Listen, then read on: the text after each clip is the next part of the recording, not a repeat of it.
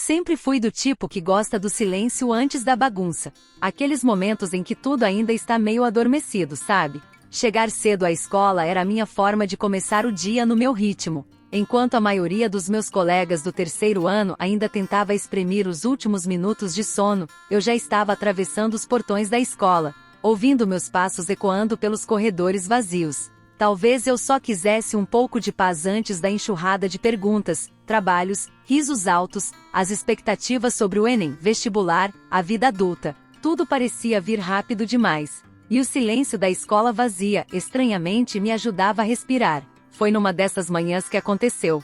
Eu estava distraída, lendo mensagens no celular enquanto tentava equilibrar a mochila num ombro e um livro no outro braço. Quando virei o corredor da sala dos professores, esbarrei em alguém. Ai, me desculpa. Falei automaticamente, meio envergonhada, tentando não derrubar tudo que estava carregando. Quando levantei os olhos, vi quem era: Gabriel. Gabriel não era professor, na verdade. Ele era o técnico em informática da escola, aquele que fazia a manutenção dos computadores e cuidava do laboratório onde a gente ia fazer pesquisas, imprimir trabalhos ou simplesmente fugir da confusão da sala de aula. Sempre com o notebook embaixo do braço, fones pendurados no pescoço e aquele jeito tranquilo de quem prefere observar o mundo antes de falar. Ele sorriu com gentileza. Tudo bem. Sem danos, né? Na hora, achei que seria só isso, um encontro bobo. Mas fiquei pensando naquilo o resto do dia. Na forma como ele me olhou. Não de cima para baixo, como muitos adultos fazem com adolescentes, mas como se eu realmente estivesse ali, presente, real. Depois daquele esbarrão, comecei a notar Gabriel com outros olhos. Ele estava sempre por perto, discretamente, mas por perto. Passava pelos corredores carregando cabos, dava uma olhada rápida nas salas de aula para checar os projetores ou desaparecia por horas no laboratório de informática, onde reinava absoluto entre teclados, CPUs e monitores piscando. E foi lá no laboratório que a gente começou a se encontrar de verdade. No início era só isso, eu precisava imprimir um trabalho, ele estava lá para liberar o sistema. Ou então o mouse travava e ele vinha sorrindo, dizendo: isso aqui tem vida própria. Eu ria, porque ele tinha aquele tipo de humor calmo que me fazia sentir confortável.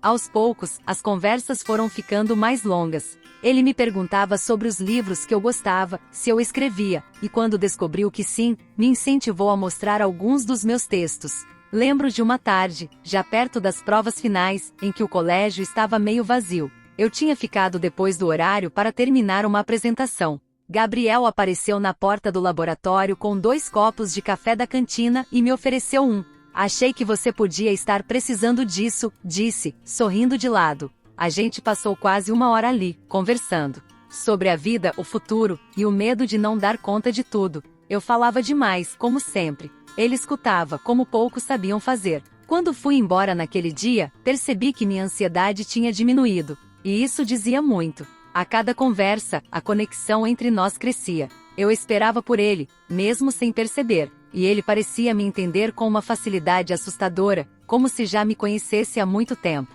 O carinho que foi surgindo entre nós não era apressado nem cheio de declarações dramáticas. Era um sentimento que nascia nas entrelinhas, nos detalhes. Não era um romance de novela. Era algo real. Claro, havia dúvidas. Ele tinha 21, eu ainda estava no terceiro ano.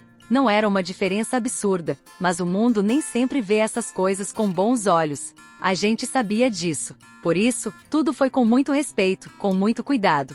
Ninguém cruzava linha nenhuma, mas ambos sentíamos que havia algo mais ali, algo que merecia tempo. Com o fim do ano letivo vieram as despedidas. A colação, as fotos, as lágrimas.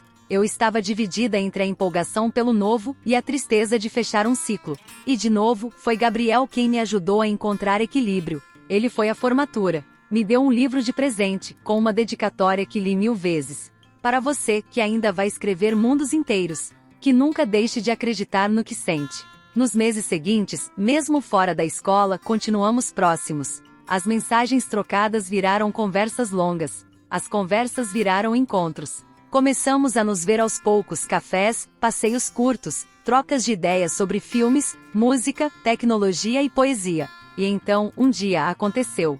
Numa tarde de outono, com folhas espalhadas pela calçada e um céu pálido sobre nossas cabeças, ele segurou minha mão. Foi simples. Foi certo. A partir dali, tudo foi se tornando mais claro. Nos amávamos. Não por causa de grandes gestos, mas pela constância, pelo cuidado, pela forma como olhávamos um ao outro. Eu segui minha vida, entrei na faculdade de publicidade, me joguei nos estudos, escrevi como nunca. Gabriel cresceu na carreira também, fez cursos, começou a prestar suporte em outras escolas, e até desenvolveu oficinas de tecnologia para jovens.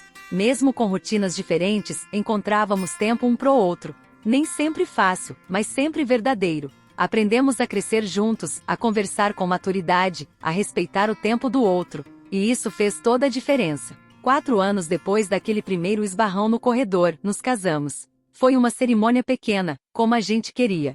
Flores simples, luz natural, amigos verdadeiros. Trocamos votos num fim de tarde dourado, com aquela sensação boa de que tudo fez sentido. Eu contei nossa história, do jeito que conto agora. E disse em voz alta o que sempre soube em silêncio, que amor de verdade não precisa de pressa. Precisa de presença. Hoje, quando lembro daquele corredor, ainda consigo ouvir meus passos ecoando, os ruídos do colégio acordando devagar. E agradeço por aquele dia, aquele instante bobo em que não olhei por onde andava, porque naquele esbarrão, encontrei o amor da minha vida. Quer ter sua história narrada aqui no canal? Mande seu relato para a gente. O e-mail está na descrição do vídeo.